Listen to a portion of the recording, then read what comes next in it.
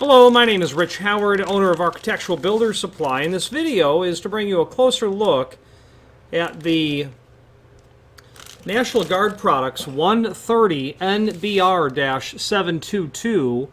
This is a piece of solid architectural bronze material with their 722 or oil rubbed bronze finish on it. The 130N, the 130 is representative of the profile. We'll go over that dimensionally in a moment. The N stands for neoprene, and this item specifically features a sponge neoprene. Okay? Typically used as a perimeter seal, a sponge neoprene would be.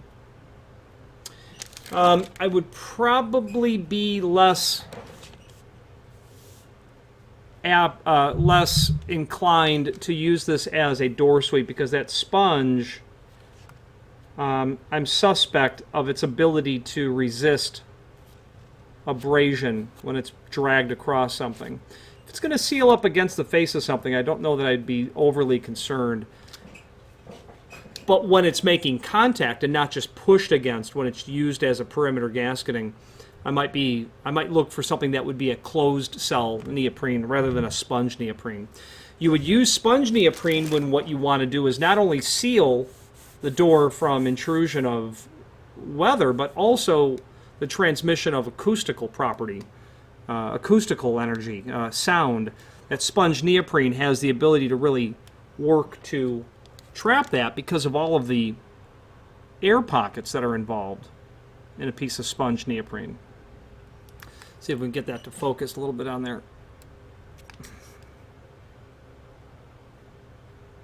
And what you're seeing down there is the evidence of the solid architectural bronze, or what people would call brass base material. The BR stands for that, in fact, architectural bronze or brass. The 722 is the National Guard code for their oil rubbed bronze. Overall height of the brass or bronze is 1.5 inches. Then you're going to get down to, the overall height is 1.5 inches. The extrusion, or the brass material itself, is 1.25 inches. You're going to have a thickness of 3/16 of an inch. Might be a little closer to 1/4. And generally used as perimeter gasketing. What I would want to do if I was going to install this as perimeter gasketing, I would certainly want to miter it at the head and jamb intersection. I would want to miter those pieces so they fit together very elegantly. Having the factory do it, they're certainly capable of cutting miters, but when you're doing that sort of work, you generally do it right in the field so that you can make sure you get the tightest possible fit. You're ordering a piece of architectural bronze. You want a true oil rubbed finish. You will probably want to go out of your way to make the installation as elegant as well as the cost of the material is. Okay, because it's architectural bronze or brass-based material, you can order it just in the mill finish, or a satin brass finish, which would be a 606 finish.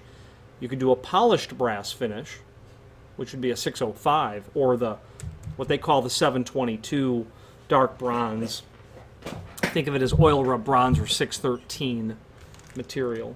Okay, being oil rub bronze, it's a living finish. That means that there is no lacquer coating applied to it. It will fatigue and age with time.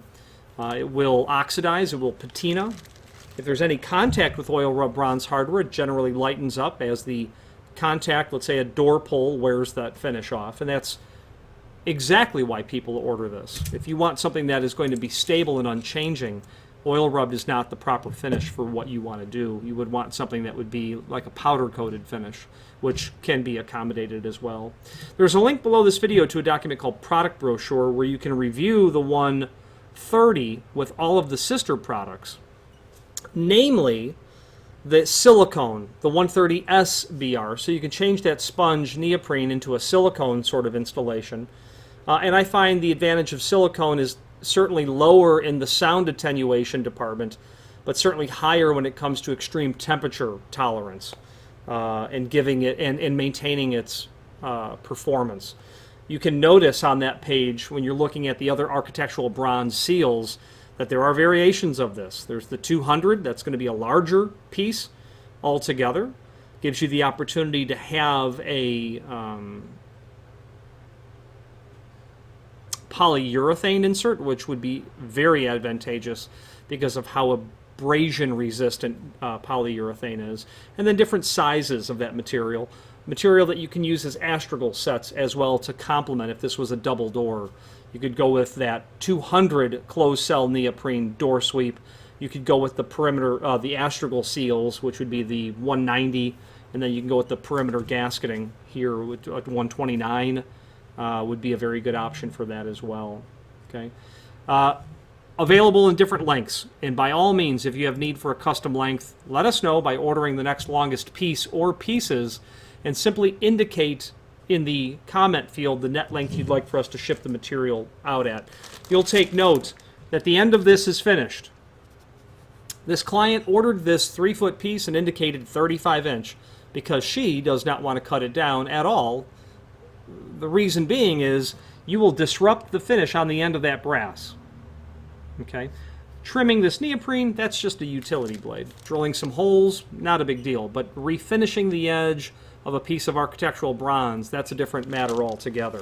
So I encourage you to order that. Plus, when the client did that, they got the slotted hole at the proper distance from the edge, and then the proper center to center as well. The next one's over here. And speaking of those holes, screws are included.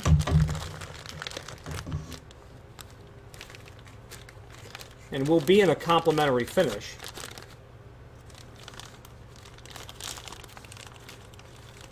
And the reason I want to show you these screws, okay, they're steel. And that's okay. Don't worry about them, the fact that they're not brass.